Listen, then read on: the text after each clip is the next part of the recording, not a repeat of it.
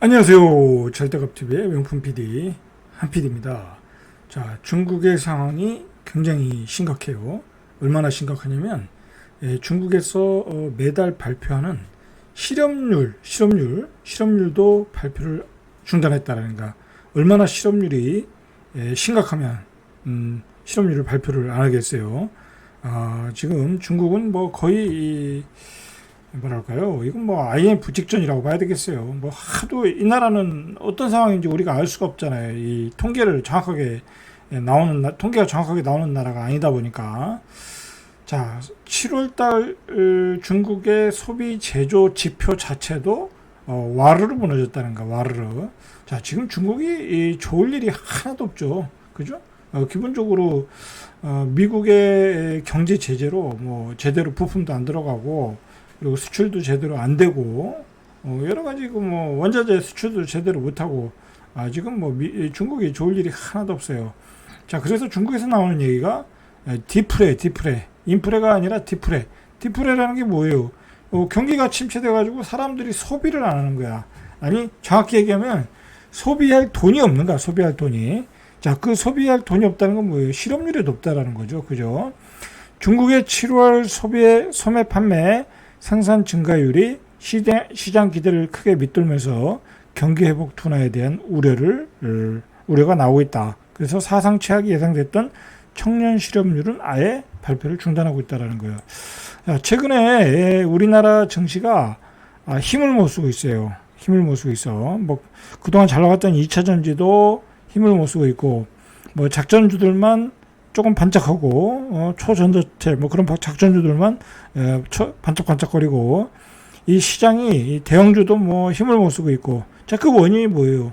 바로 중국 때문에 그런 거야. 중국의 쓰나미급 위기가 보이기 시작했으니까 외국인도 투자 안 하고 기관들도 팔고 있고, 그죠? 자, 그렇기 때문에 개인들만 사고 있는 시장 아니야.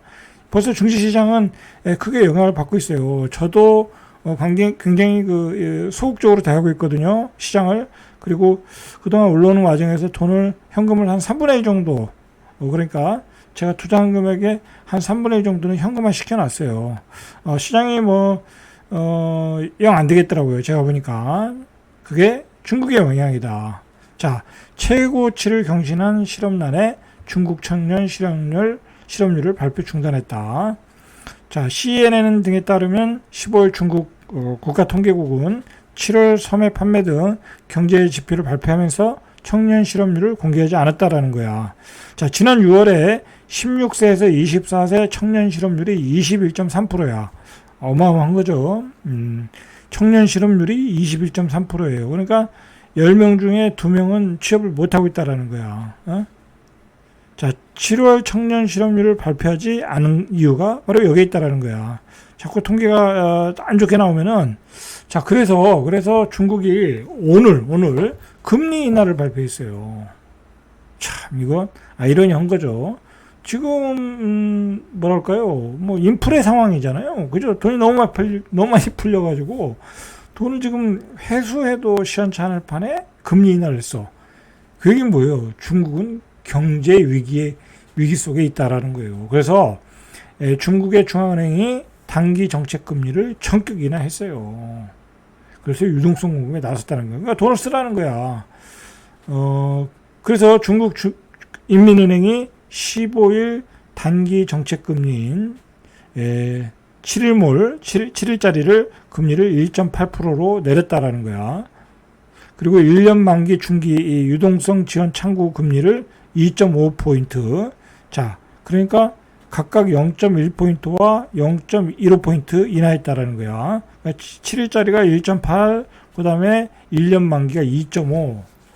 자, 금리가 굉장히 낮죠. 우리에 비하면. 그죠? 우리는 지금, 한 1년 만기는 뭐 한 4.5% 되잖아요. 근데도 금리를 내리고 있다. 자, 중국은 사실상 금융위기야, 여기는. 내가 보기에. 사실상 금융위기야. 우리 IMF 상황인 거야, IMF 상황. 자, 여러분, 그거 인지하셔야 돼. 중국은 IMF 상황이다. 중국은 금융위기 상황이다. 그런데 그 위기를 막기 위해서 이 중국의 정부가 돈을 마구 풀고 있다. 그렇게 보셔야 돼. 그래서 시장에 유입되는 유동성 규모가 우리나라 돈으로 111조 원. 그죠? 자, 지금 컨트리 가든이 올해 메꿔야 될 돈이 13조. 컨트리 가든이 전체 부채가 한 250조. 그죠? 돈은 계속 풀리겠죠? 이렇게 돈이 많이 풀리면 어떻게 되겠어요? 이것도 걱정되죠. 이렇게 되면 또 이게 많이 풀린 돈을 회수하지 못하면 또 인플레가 오는 거야. 큰일 났죠, 이거. 자, 이번 발표는 중국 통계국이 소매 판매 산업 생산 실업률 7월 경제 지표를 발표하기 직전에 나왔다라는 거예요.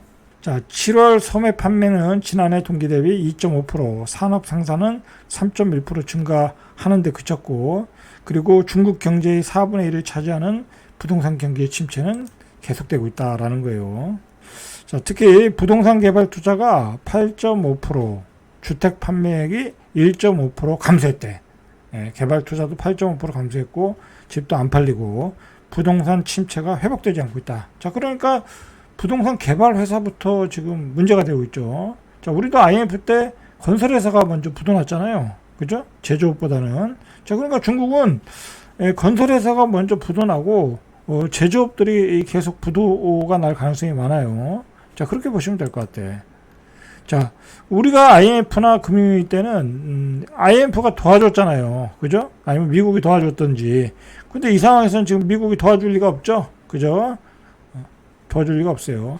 자, 중국의 컨트리 가든 디폴트 위기는 헝다 그룹 때보다 파급력이 더 크다라는 거예요. 이게 뭐냐면 줄줄이 나올 가능성이 높다라는 거예요. 줄줄이 나올 가능성이. 그래서 이 컨트리 가든의 금융위기는 컨트리 가든발 금융위기죠. 헝다를 넘어 중국 경제에 큰 영향을 줄 거라는 게 이 중국의 연구원에 따르면은. 그래서 현재 시장은 더 이상 1조 달러 규모의 부동산 회사의 리스크를 견딜 수 없을 거라는 거야. 자, 헝다 때는 그냥 넘어갔거든요. 뭐 사재 출연하고 뭐 어쩌고 정부가 도와주고 해서 넘어갔는데 이번에는 쉽지 않을 거라는 거야. 자, 어쨌든 돈을 많이 풀었으니까 또 돈으로 메꾸겠다는 얘기죠. 이거 큰일 났어요. 자, 아무래도 우리도 이 중국 경제의 영향을 받을 수 있겠죠. 그렇죠. 조심해야 될 것 같아요. 자, 이상 절대값TV의 명품 PD 한 PD였습니다.